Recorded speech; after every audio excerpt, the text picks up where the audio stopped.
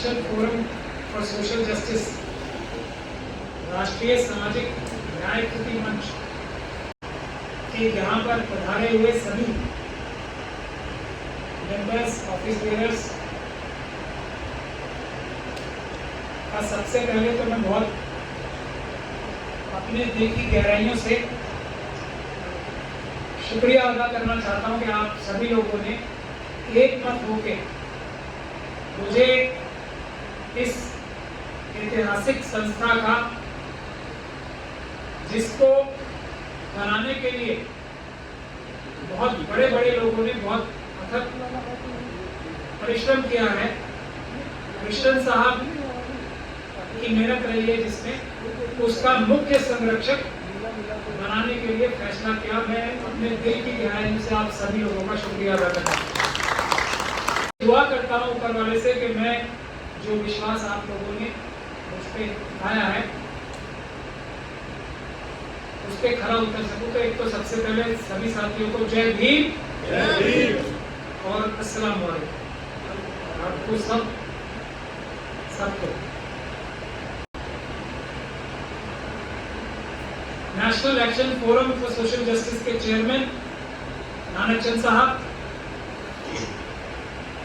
Senior vice chairman Paramjit Singh Saroy साहब, vice chairman Rajkumar साहब, vice chairman Rao Naseem Ahmad साहब, vice chairman V Bharti Dasan साहब, vice chairman doctor Rajendra Gurucharan ji Parande साहब, general secretary advocate Dayaram Badaliya साहब, general secretary office Rajendra Singh साहब, और सबसे महत्वपूर्ण ट्रेजरर सत्यनारायण साहब, असिस्टेंट ट्रेजरर साहब की भी उतनी जिम्मेदारी रहेगी, दर्शन लाल साहब, सेक्रेटरी एडवोकेट अमित कंवर साहब, और आए हुए तमाम साथियों, हमारे साथ आए हुए अली बिल्डर साहब और परवेज अंसारी साहब, प्रेस के हमारे असली प्रेस के हमारे साथी,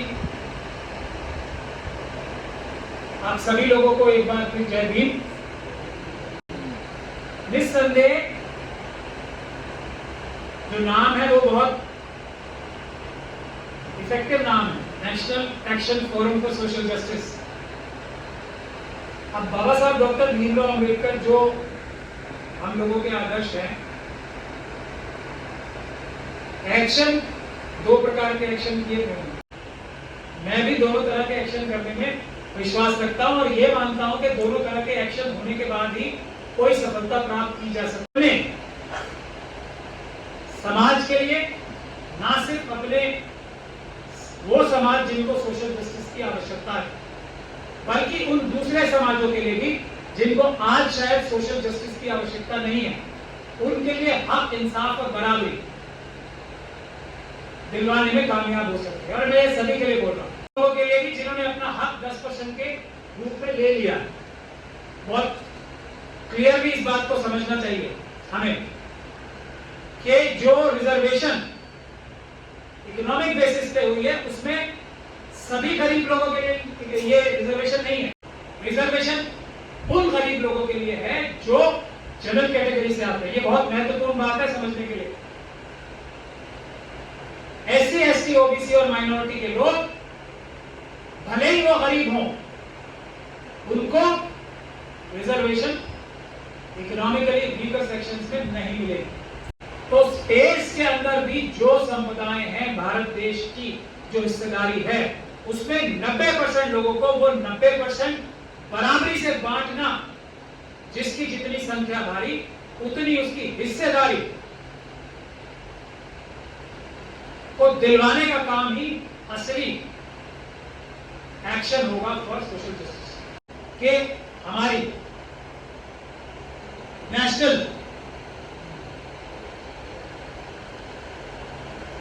एक्शन फॉर सोशल जस्टिस का जो हमारा प्रोग्राम होना चाहिए वो ये होना चाहिए, नेशनल एक्शन हमारा, कि हम जो बहुत बड़े बड़े अत्याचार वाले मुद्दे हैं हम वो चुने और उनको उनके अंजाम तक पहुंचाने के लिए पूरी ताकत लगाएं जब तक उनके फाइनल जस्टिस, पूरा न्याय, संपूर्ण न्याय या पूरा इंसाफ नहीं हो जाता। ये मेरा प्रपोजल है आपकी कमेटी के लिए, जिसपे आप कंसिडर करें। इस फैसले में, इस प्रपोजल में आपको कुछ दम नजर आता है या नहीं आता?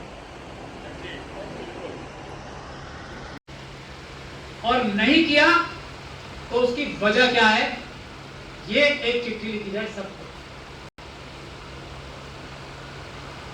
और उस पर फिर हम उसके पीछे लगे, चाहे वो सेबी हो कि भाई SC ST OBC के लोग जो हैं वो शेयर मार्केट में शेयर, उनकी भागीदारी कितनी है पूरे देश में। ये 90% लोगों ने शेयर कितने खरीदे और नहीं खरीदे थे, क्यों नहीं खरीदे? जो नौकरियों में संख्या के हिसाब से हिस्सेदारी नहीं मिली, ये जो ये है ना नॉट फाउंड सुटेबल NFS, उसकी वजह हमें बताओ और इंटरव्यू और रिटन टेस्ट का लॉजिक और प्रूफ कि वो निष्पक्ष थे वो हमें दो और हम उसको फॉलो अप करेंगे। नहीं करोगे, जो संवैधानिक व्यवस्था है उसको नहीं मानोगे, तो फिर हम आंदोलन करेंगे। अडानी के ऑफिस के बाहर भी, अंबानी के भी, टाटा, यूसुफ, लुलू जितने भी है ना, सबके बाहर आंदोलन होगा। जो आप ये बोल रहे हो अभी 7,000 करोड़ एक शादी में खर्च हो रहे हैं बेशर्मी से, आपका और मेरा पैसा है, वो चुरा रखा है, वो एक फंक्शन में चुरा रखा है, चुरा। सीधे सीधे बोल रहा हूं मैं, डिफेमेशन करने की हिम्मत नहीं है, मैं बार बार इस बात को बोल रहा हूं अंबानी की। मैं साबित कर दूंगा वो चुराया हुआ पैसा आपका और मेरा पैसा है, मेरे हक और आपके हक का पैसा। ये शादी पे पैसे क्यों खर्च हुए, ये भी हम चिट्ठी लिखेंगे, कहां से आए, हिसाब दो। तो ये मेरा दूसरा आपके सामने निवेदन, प्रपोजल। फिर आंदोलन करें। और तीसरा, आपका बहुत अच्छा सुझाव है कि एक महापंचायत होनी चाहिए, लेकिन उसमें मेरी गुजारिश थी, अगर आप लोग सब उसे सहमत करें, कि हम तालकटोरा गार्डन, तालकटोरा स्टेडियम जो है ना, उसमें अलग अलग समुदायों की एक एक पंचायत करें। पहले शेड्यूल कास्ट समाज की, शेड्यूल ट्राइब समाज की, OBC की, माइनॉरिटीज की, 4 ऐसे हम पंचायतें करें और फिर एक बड़ी पंचायत उसके बाद रामलीला मैदान में करें, जिसमें SC ST OBC और अल्पसंख्यक सारे एक साथ आए।